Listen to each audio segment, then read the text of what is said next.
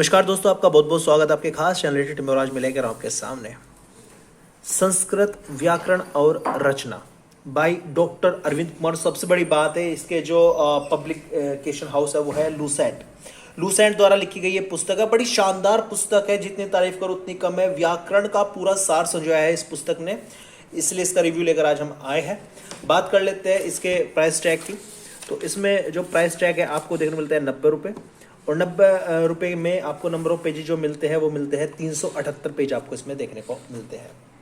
चलिए शुरू करते हैं इसका शॉर्ट रिव्यू। सबसे पहले बात कर लेते हैं इसकी विषय सूची की। विषय सूची में आपको क्या क्या देखने को मिलता है।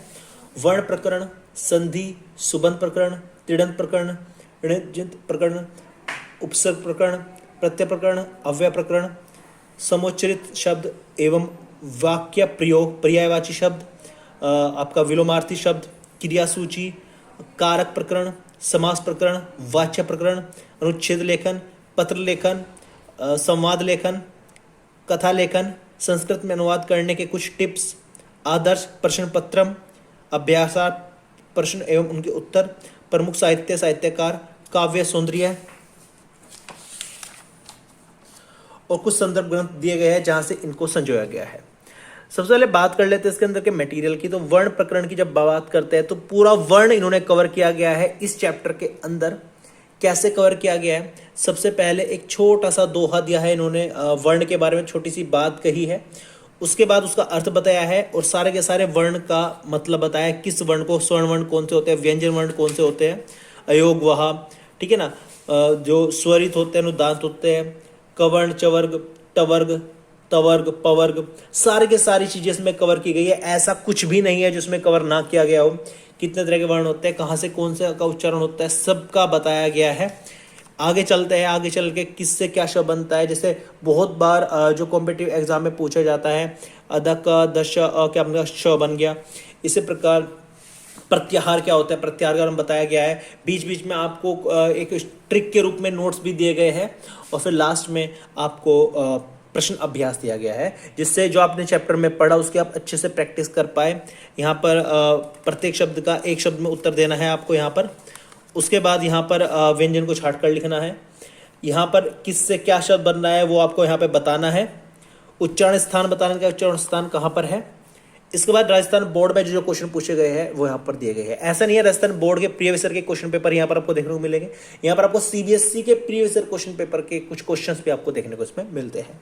अगले चैप्टर पर हम चलते हैं, तो संधि का चैप्टर आ जाता है। संधि में सारी की सारी संधि, उसके प्रकार, उसके एग्जाम्पल्स, ट्रिक्स, सब कुछ कवर किया गया। आप देख सकते हैं फ्लो चार्ट के द्वारा इनको समझाया गया है, तो बहुत ही ज़्यादा ईजी बन जाता है इस तरीके से समझना आप सभी के लिए। कक्षा 5 से हम शुरू कर देते हैं हिंदी को पढ़ना, व्याकरण को खास तौर पर। बड़ी कक्षाओं में आता है, संधियों में आज तक याद नहीं होते, इतने नियम होते हैं, लेकिन बार बार अगर प्रैक्टिस करें तो वही बहुत ईजी पड़ती है आप लोगों के लिए।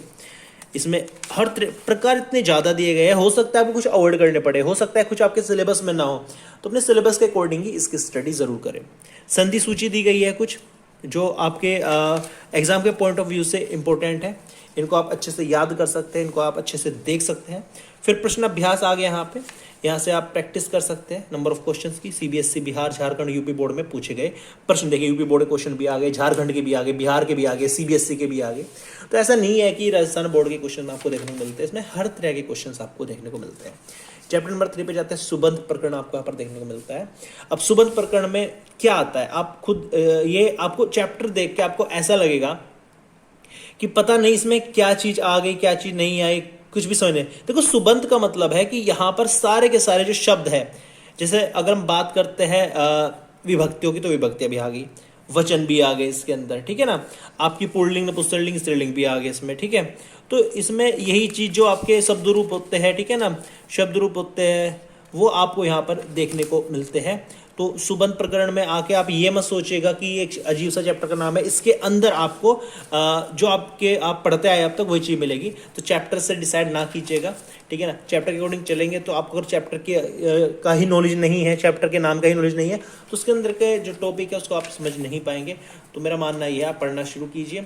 जब आप पढ़ेंगे तो आपको चैप्टर के नाम का मीनिंग भी क्लियर हो जाएगा। फिर से इसमें अभ्यास प्रश्न आपको देखने को मिलते हैं और प्रीवियस ईयर क्वेश्चन पेपर आपको देखने को। फिर त्रिडंत प्रकरण आ गया, लकार अलंकार वगैरह सब आ चुके हैं, प्रथम पुरुष, मध्यम पुरुष, उत्तम पुरुष।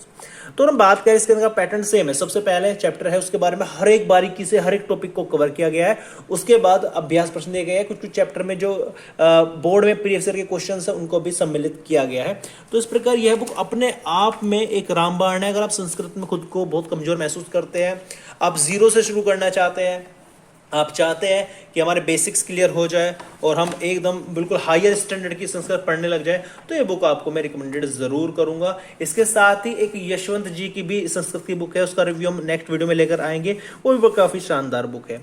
तो ये था संस्कृत व्याकरण और रचना लूसेंट के द्वारा इस बुक का एक रिव्यू। उम्मीद करता हूँ वीडियो आपको अच्छी लगी होगी। वीडियो अच्छी लगी तो प्लीज लाइक कर देना, चैनल को सब्सक्राइब जरूर कर देना, ताकि इसी प्रकार की रिव्यू वीडियो हम आपके लिए लेकर आते रहे। Thank you so much for watching this video.